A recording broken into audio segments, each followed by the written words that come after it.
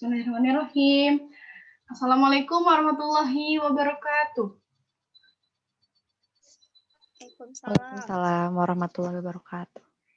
Selamat pagi anak-anak, gimana nih kabarnya? Pada sehat kan di sana? Alhamdulillah. Alhamdulillah ya. Dalam keadaan kayak gini, jangan lupa ya kalau keluar rumah itu harus menggunakan protokol kesehatan, yaitu memakai masker, sering mencuci tangan, dan menjauhi keramaian.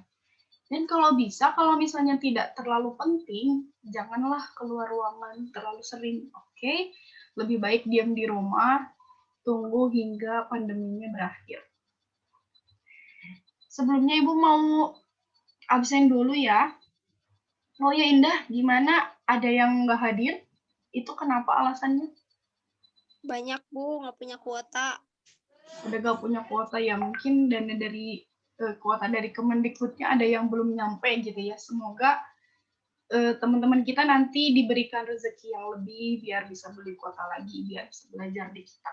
Dan Ibu nanti juga bakalan ngasih video pembelajaran di YouTube kalau misalnya ada yang kalian kurang paham di pembelajaran saat ini, jadi bisa direview lagi. Nah, sebelum kita mulai pembelajaran hari ini, marilah kita berdoa bersama-sama untuk kelangsungan kelancaran pembelajaran hari ini. Berdoa dimulai.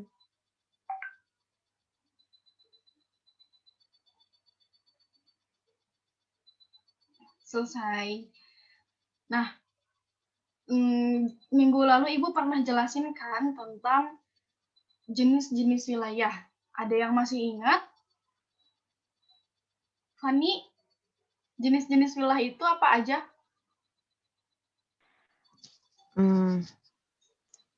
Lupa lagi, Bu. Oke, nggak apa-apa.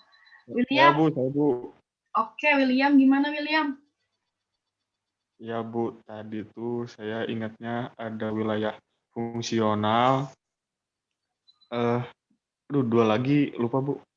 Oke, nggak apa-apa. Wilayah itu ada 3 ya, anak-anak. Wilayah fungsional, formal, dan perseptual. Nah, itu adalah jenis-jenis wilayah yang mana udah kita bahas di minggu lalu. Sekarang kita akan membahas ke materi selanjutnya, yaitu permasalahan dalam penerapan tata ruang wilayah. Apa sih, Bu? Ini permasalahan apa sih, Bu? Makanya dari itu kita akan pelajari sekarang biar kalian tahu jawabannya. Sebelum kita lebih jauh membahas tentang permasalahan tata ruang, kita bahas dulu pengertian tata ruang itu sendiri. Boleh dibaca step. Ada step di sini. Stephen. Oke. Stephennya keluar ya. Tata ruang wilayah adalah penataan di suatu wilayah yang bersifat umum, yang berisi tujuan, kebijakan, strategi penataan wilayah, rencana pola ruang wilayah, penetapan kawasan strategis, arahan pemanfaatan ruang, dan ketentuan mengenai pengendalian dalam pemanfaatan ruang wilayah. Oke, makasih Step. Dari pengertian ini mungkin bagi kalian terlalu banyak istilah yang nggak dimengerti, terlalu panjang juga pengertiannya. Nah, Ibu akan persingkat lagi bahwa tata ruang wilayah itu adalah suatu penataan ruang atau wilayah agar membuat suatu keteraturan dalam wilayah tersebut. Jadi wilayah atau ruang itu menjadi lebih rapi dan tertata. Itu adalah inti dari penataan tata ruang gitu ya. Nah, kita bisa lihat gambar ini. Boleh siapa ya? William. Coba bandingkan atau apa perbedaan dari kedua gambar tersebut.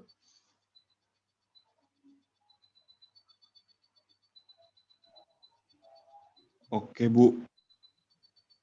Kalau berdasarkan pengamatan dari saya, Bu, gambar yang sebelah kanan itu ruangnya lebih tertata gitu, perkotaannya lebih tertata. Sementara yang di sebelah kiri itu kita bisa lihat bangunan dan juga perumahan-perumahan yang kayak gitunya sih kelihatannya masih ya pemukiman yang kayak gitunya sih Nah, terlihat ini sih Bu, terlihat tidak beraturan gitu.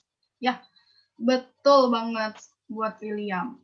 Nah, jadi ya dari kedua gambar ini kita bisa melihat bahwa suatu ruang atau suatu wilayah yang teratur dengan penataan yang sedemikian rapi itu lebih indah kan ya dibandingkan dengan wilayah yang tidak teratur dan tidak tertata dengan rapi. Oleh karena itu, kenapa suatu ruang itu harus ditata?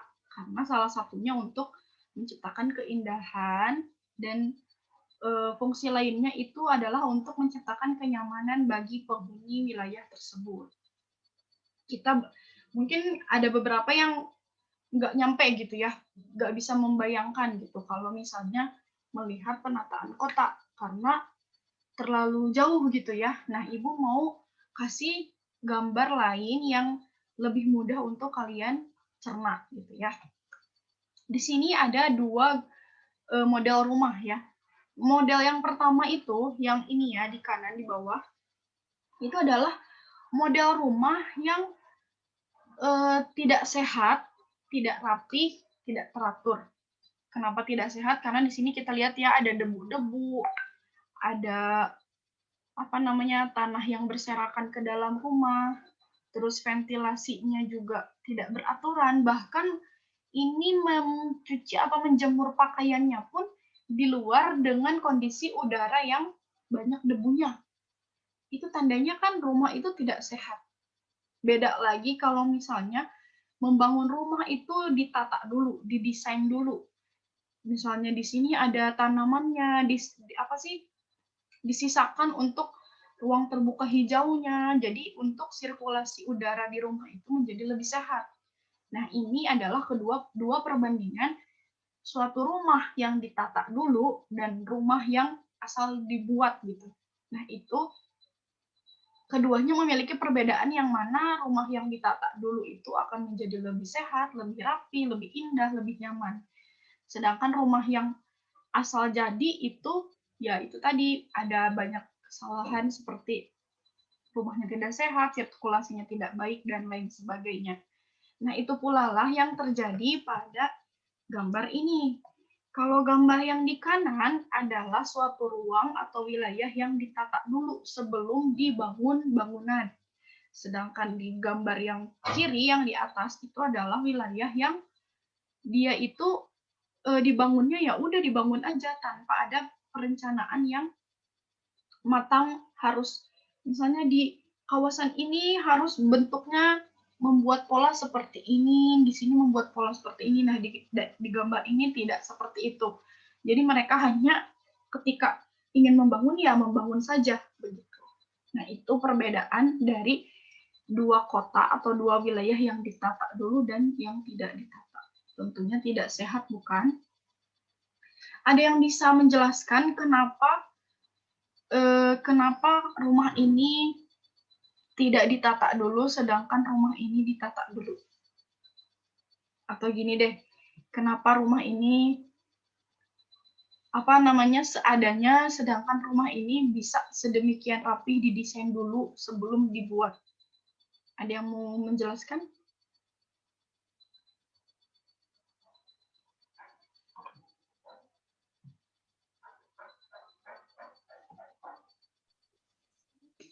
Gimana, Indah? Mungkin dari perekonomiannya, Bu. Ya, betul sekali. Nah, dengan melihat gambar ini, kalau dari gambar yang di kanan di bawah ini, itu terlihat bahwa ekonominya adalah menengah ke bawah. Sedangkan dari rumah yang didesain ini adalah menengah ke atas. Begitu pula yang terjadi pada suatu wilayah. Wilayah yang ditata dengan rapi itu memiliki kecenderungan bahwa wilayah itu berada di kawasan yang negara maju. Sedangkan di wilayah dengan gambar yang di kiri itu adalah di wilayah dengan suatu negara berkembang begitu ya. Jadi memang untuk menciptakan wilayah yang tertata dengan rapi itu memang membutuhkan biaya, sama halnya untuk membuat rumah yang sehat. Seperti itu ya. Bisa ditangkap semuanya? Bisa, Bu. Oke. Ini di sini ada alasan mengapa ruang atau kota perlu ditata dengan baik dan benar. Pertama, untuk terjadinya keteraturan bangunan. Tadi ya, agar bangunannya itu rapi. Kemudian meminimalisir kepadatan penduduk. Jadi, kalau misalnya wilayah itu didesain atau ditata dulu, dia ada ketentuannya. Misalnya di sini cukup hanya bisa menampung penduduk sekian. Jadi tidak menjadi padat seperti itu. Kemudian selain akan terjadi kepadatan, alasan lainnya itu agar untuk pembagian fungsi ruangnya lebih efektif dan efisien. Jadi misalnya di dalam wilayah itu ada ruang untuk pelayanan publik, ada untuk pemukiman, ada untuk sarana transportasi, ruang terbuka hijau. Jadi semua wilayah itu dibuat fungsinya agar lebih efektif. Kemudian terpenuhinya sanitasi yang baik. Tadi kan kalau gambar yang rumah kumuh tadi ya bisa dibilang itu sanitasinya kurang baik. Sedangkan kalau misalnya kota ingin ditata dengan baik itu sanitasinya juga harus baik. Dan terakhir, untuk mengantisipasi bencana yang mungkin terjadi. Itu ya alasan mengapa ruang atau kota perlu ditata dengan baik.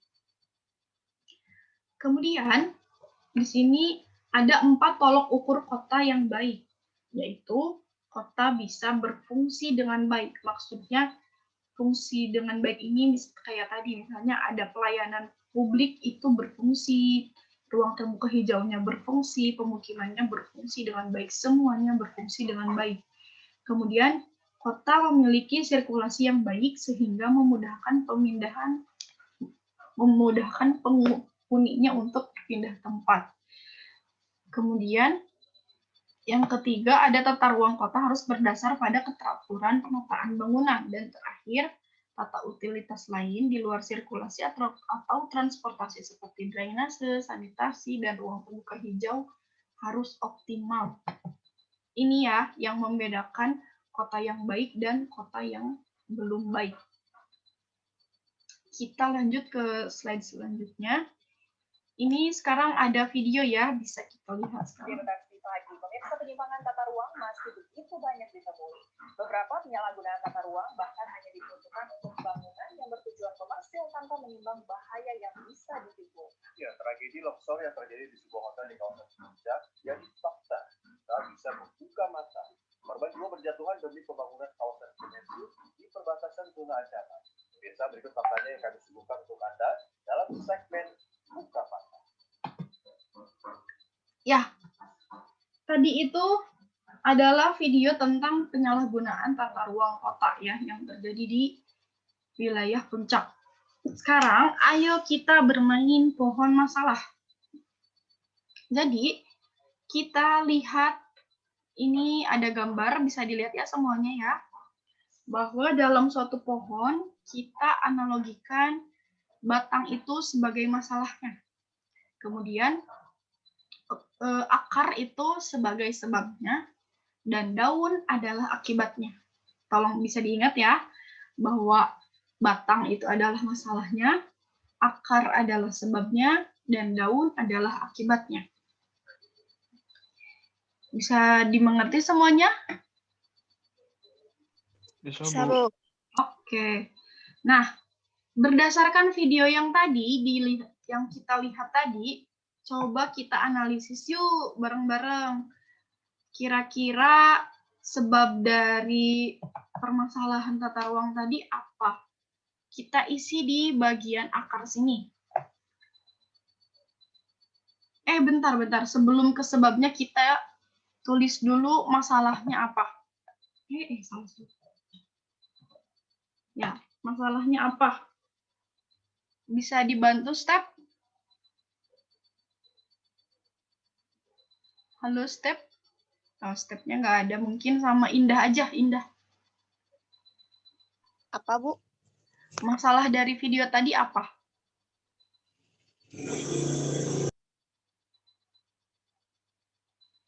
Gimana, Indah?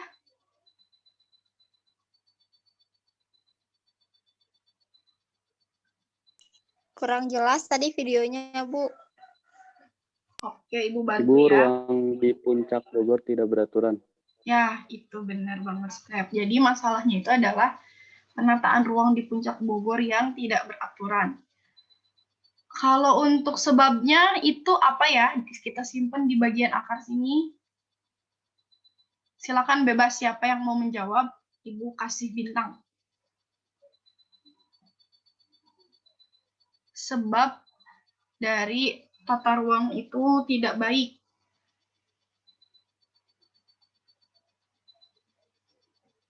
Halo, Halo William. Bu, Ya, iya Bu. Mungkin karena bentuk bentuk wilayahnya berbukit-bukit, Bu. oh iya, itu bisa jadi salah satu sebab. Terima kasih, William. Dan Ibu mau nambahin ya, kalau masalah tadi itu terjadi karena penegakan peraturan untuk izin membangun di daerah puncak itu kurang tegas. Jadi banyak orang-orang oknum-oknum pengusaha yang seenaknya aja ngebangun bangunan di wilayah puncak tanpa mengindahkan izin membangunnya, perizinannya. Kemudian akibatnya itu tadi ya, terjadinya longsor, kemudian adanya korban jiwa, bahkan kerugian material. Itu adalah pohon masalah dari penataan kota yang terjadi di puncak itu yang tidak teratur. Bisa dimengerti ya? Ya Bu, bisa Bu. Selanjutnya kita ada pohon masalah challenge. Pertama, Ibu akan membagi menjadi 2 kelompok dan setiap kelompok harus mengidentifikasi permasalahan tata ruang dari tayangan video dalam bentuk pohon masalah. Oke, Ibu bagi dulu ya kalian ya. Jadi pembagiannya Indah berdua dengan Fani. Indah, William, dan Fani itu kelompok 1. Kemudian Step dan Fasya itu kelompok 2. Ingat ya. Kita mulai dari sekarang. Ini video untuk kelompok 1, untuk William, Fani, dan Indah. Silakan disimak.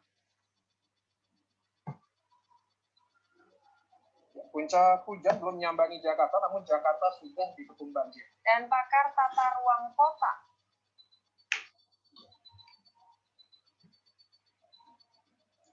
melanjutkan kembali, pakar tata ruang kota melihat Jakarta segera butuh penyelesaian strategis untuk atasi masalah ini.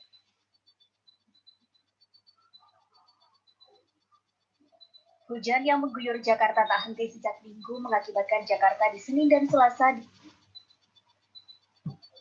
dikepung banjir. Bagi pakar tata ruang kota dari Universitas Indonesia, Firdaus Ali, ini masalah teknis yang telah berlangsung bertahun-tahun tanpa ada penyelesaian yang strategis. Lalu kemudian di daerah hulu, ya tidak ada curah hujan yang dikategorikan lebat, masih rendah, sehingga apa yang terjadi di ibu kota Senin kemarin adalah sepenuhnya karena masalah di dalam kota Jakarta yang amburadul. Saluran air. Oke, itu adalah video untuk kelompok 1. Silakan kelompok 1 untuk mengidentifikasi pohon masalahnya. Boleh ya, siapa aja yang boleh menjawab dari Fani, William, dan Indah. Silakan. Masalahnya banjir, Bu. Ya, betul. Banjir di Jakarta. Kota Jakarta. Terus sebabnya apa? Curah hujan tinggi sama tata ruang kota yang yang kurang baik. Iya, betul banget, betul. Nah, terus akibatnya apa? Fanny, William? Akibatnya Aktivitas banjir itu masyarakat terganggu, Bu. Betul. iya itu Bu. Apalagi? Betul kata Fani. Apalagi?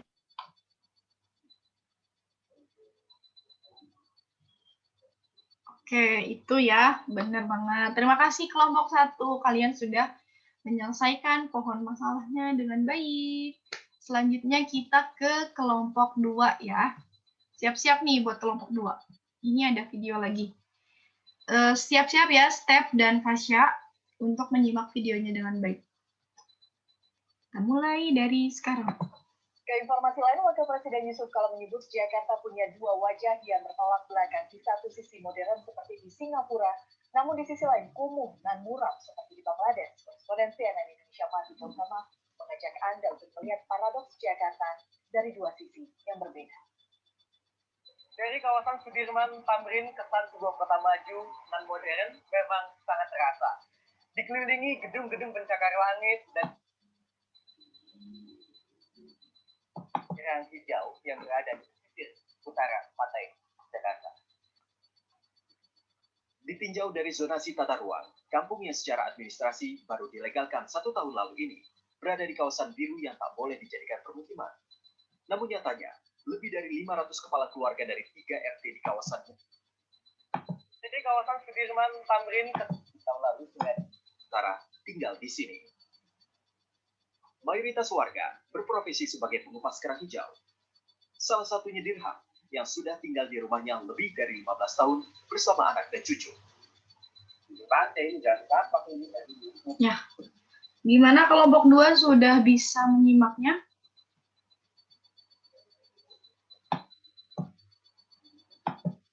Bisa ya, kita lanjut ke pohon masalahnya. Silakan untuk Step dan Fasya.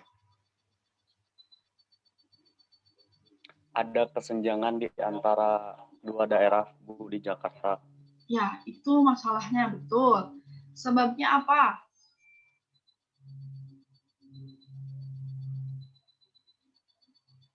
Sebabnya apa, Step?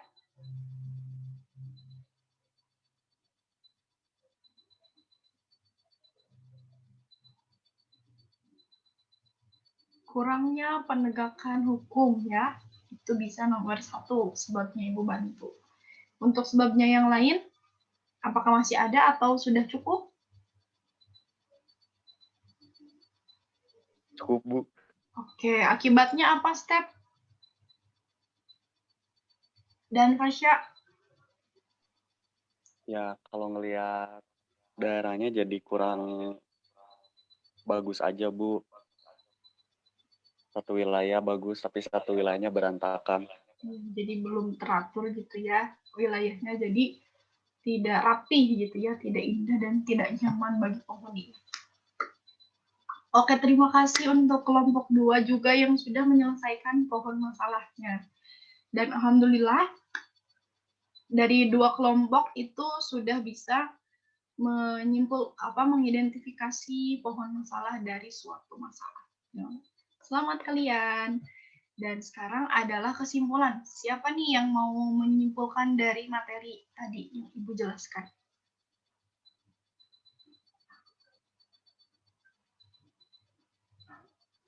Ada yang Saya aja, Bu.